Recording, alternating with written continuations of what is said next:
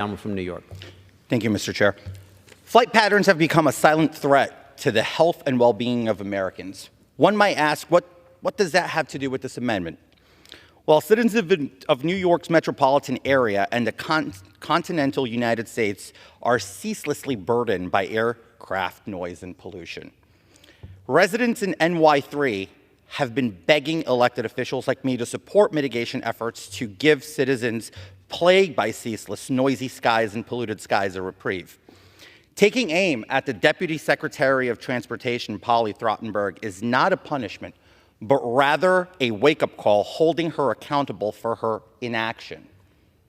By reducing her salary to $1, we send a strong message that the well-being of Americans should be at the top priority, not the convenience of a select few. Mr. Chair, but the fight against harmful flight patterns doesn't end with Polly Trottenberg. We must also demand transparency, accountability, and the comprehensive review of flight patterns across the country. It's time to put the health of our communities first and ensure that every decision made in the aviation industry reflects our values. Let's work together in this body, Republicans and Democrats alike, to make a real difference in our communities. For years, NY3's constituents and communities just like it have asked for help, and now I would like to put it in the record and let it be known that a no vote is a vote against accountability for the people who allow millions of Americans to suffer under the arbitrary rules of the Department of Transportation, FAA, Air Traffic Control, to name a few agencies. I urge adoption of my amendment to set a new tone and to have accountability for the people suffering from a lack of leadership on this segmented issue of our decaying transportation infrastructure under this administration. I reserve. Gentleman from New York reserves. For what purpose does the gentleman from Illinois seek recognition? Mr. Chairman, I claim time in opposition. The gentleman is recognized. Just to reference the last statement made, this is first administration in my lifetime that has passed a comprehensive infrastructure bill of this magnitude. To suggest that it's going the opposite direction, while supporting a bill that guts much of that effort, belies comprehension. I sometimes wonder what people will think in the future, and that ask us, Dad or Granddad, what'd you do in Congress? If the best you can say is, I cut a dedicated public servant's salary to $1 because I disagreed with them. Ms. Trottenberg has an extensive 25-year-plus public sector career in all levels of government, including stepping up to serve as acting administrator for the FAA to help ensure this country and our global partners could continue to rely on the safety of our national airspace system. We, again, should not be penalizing public servants who are representing the administration they serve based on policy disagreements. I can't imagine our founding fathers thinking this would be a good idea, but it's, I guess, the new normal. It's no reason to support this amendment. I encourage my colleagues to oppose it, and I reserve.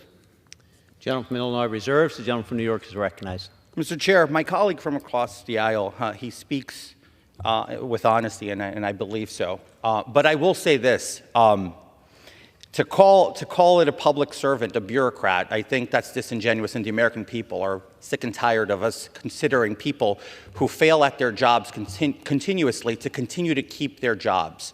I think it's cutting back bad government. I think it's holding government accountable, and I think it's holding people who are inept. Ms. Trottenberg's time as acting FAA administrator was abysmal, with very little accountability, very little done. So I stand strong that I think we should adopt my amendment, and I yield back. The gentleman from New York yields the balance of his time. The gentleman from Illinois is recognized. It's clearly our responsibility to hold people accountable. And there's a number of ways to do that. Call them to testify, question them all day long, say whatever you want in public within reason. But it's quite another thing to make it so they can't do the job because you're only paying them $1 a year. It's outside the realm, the barriers here, of what we're supposed to be about. At some point, we went outside the norms. And I've come to believe that norms are almost as important as the Constitution. You don't treat people this way. The Constitution, they couldn't imagine that we would do this to each other. So they had that foundation that's so critical, and the laws almost as critical. But I'm starting to believe that the way we treat each other is the most important norm. And if we can't act with a simple baseline sense of decency and respect, that nobody's going to work for $1 a year, and respectfully, you're just messaging and insulting other people and disrespecting the dignity of this House. We can and we must do better. I oppose this amendment. Does the gentleman yield?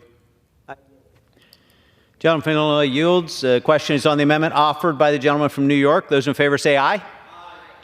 Those opposed say no. In the opinion of the chair, the ayes have it. The amendment is agreed to. Mr. Chair. For what purpose does the gentleman from Mr. Chair, Illinois seek recognition? I respectfully request a recorded vote. Pursuant to Clause 6 of Rule 18, further proceedings on the amendment offered by the gentleman from New York will be postponed.